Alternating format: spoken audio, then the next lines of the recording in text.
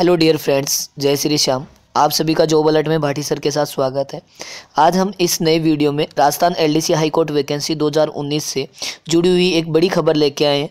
तो वीडियो के स्टार्टिंग से एंडिंग तक बने रहना। जिन्होंने हमारा चैनल अभी सब्सक्राइब नहीं किया है, सब्सक्राइब कर दीजिए और बेल आइकन पे प्रेस कर दीजिए ताकि आने वाले वीडियो के नोटिफिकेशन आपको सबसे पहले मिल सके।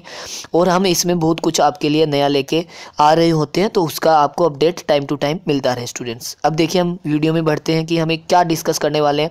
शैक्षणिक योग्यता में बहुत बड़ा चेंज हुआ है स्टूडेंट्स। जो आपकी क्वालिफिकेशन होती है उसमें बहुत बड़ा चेंज हो चुका है 2019 के लिए और 2017 से जो कंपेरिजन था उसमें।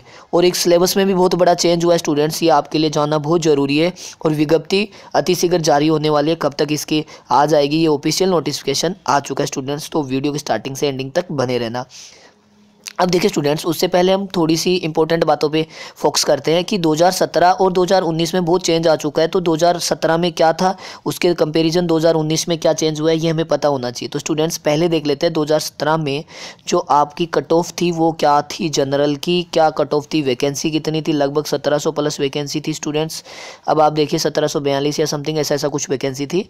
अब देखिए स्टूडेंट्स, इसमें क्या कट ऑफ थी, ये थी नॉन टीएसपी एरिया की कट ऑफ थी स्टूडेंट्स। जनरल की 163 थी, कितने में से 199 में से। देखिए स्टूडेंट्स 199 होता 200 का पेपर था, लेकिन एक क्वेश्चन डिलीट हो गया था। तो अब कितना है स्टूडेंट्स 163।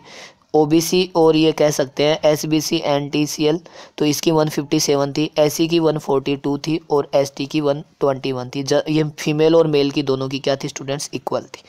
अब आते हैं स्टूडेंट्स नॉन टीएसपी एरिया, जो आप देख सकते हो आराम से। नॉन टीएसपी एरिया ये कहाँ का है, बांसवाड़ा का है। ऊपर जैसे दिया हुआ है क्लियर है बांसवाड़ा।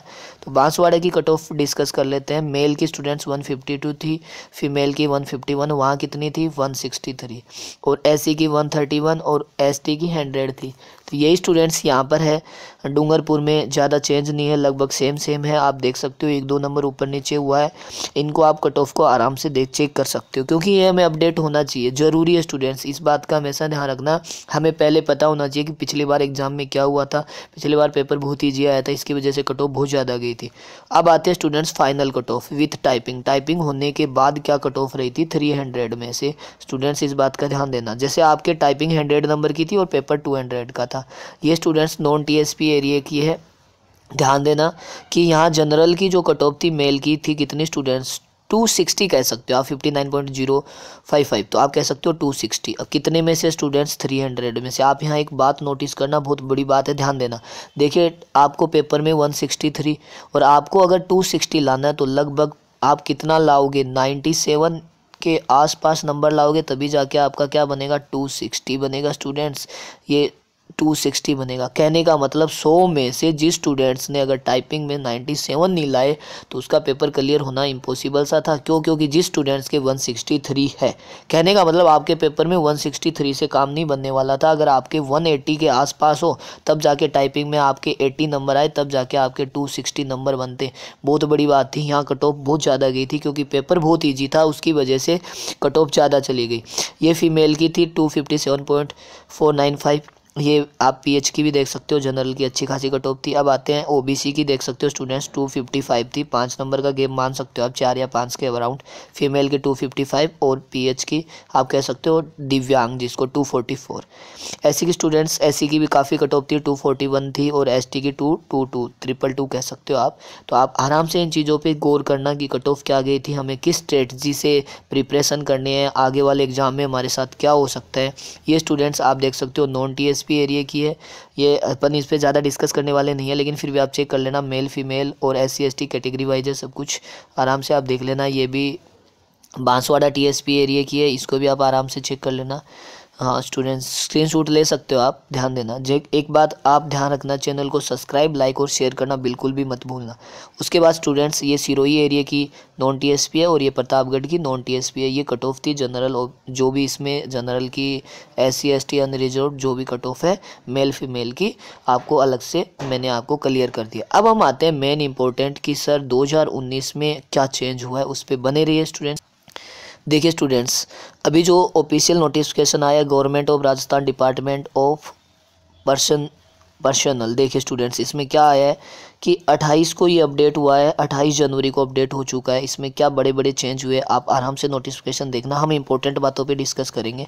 आप जिन स्टूडेंट्स ने नहीं आराम से पढ़ सकते हो, मैं स्क्रॉल कर देता हूँ, लेकिन हमें जो इंपॉर्टेंट बातें सिलेबस प्लस इसका जो क्या चेंज हुआ है, इसमें क्वालिफ़िकेशन में क्या चेंज हुआ है, उस पर हम चेंज देखने वाले हैं स्टूडेंट्स। बिल्कुल आप बने रहना, आराम से इनको पढ़ते जाना स्टूडेंट्स।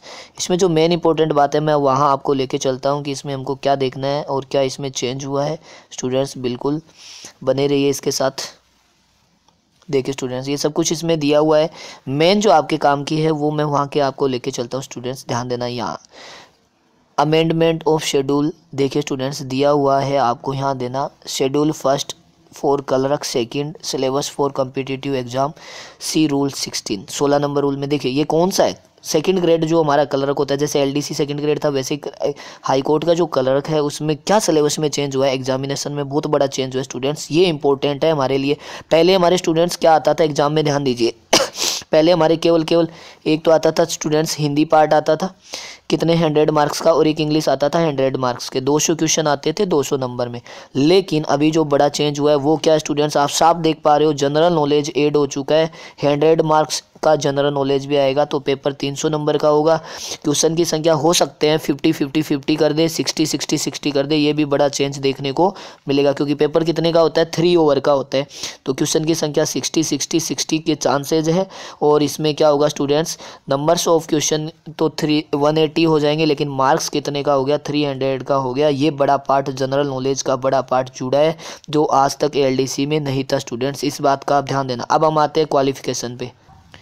अब स्टूडेंट्स देखिए क्वालिफिकेशन जो आपको रूल नंबर 5 दिख रहा है, इसका पॉइंट 5, इसमें आप आराम से देख सकते हो, a candidate to direct requirement to general cadre must be a graduate of any university. आप समझ गए होंगे, कहने का मतलब आपको अभी ग्रेजुएशन चाहिए। पहले वाली भर्ती किस पे थी, 12th पास पे थी, 12th बेस पे थी, लेकिन बहुत बड़ा चेंज हुआ है। अब आपको इसके लिए क्वालिफिकेशन ग्रेजुएशन चाहिए। आप किसी भी डिपार्टमेंट से जो ऑथोराइज्ड यूनिवर्सिटी है उससे किसी भी सब्जेक्ट से ग्रेजुएट होने चाहिए, तभी जाके इस फॉर्म के लिए एलिजिबल होंगे।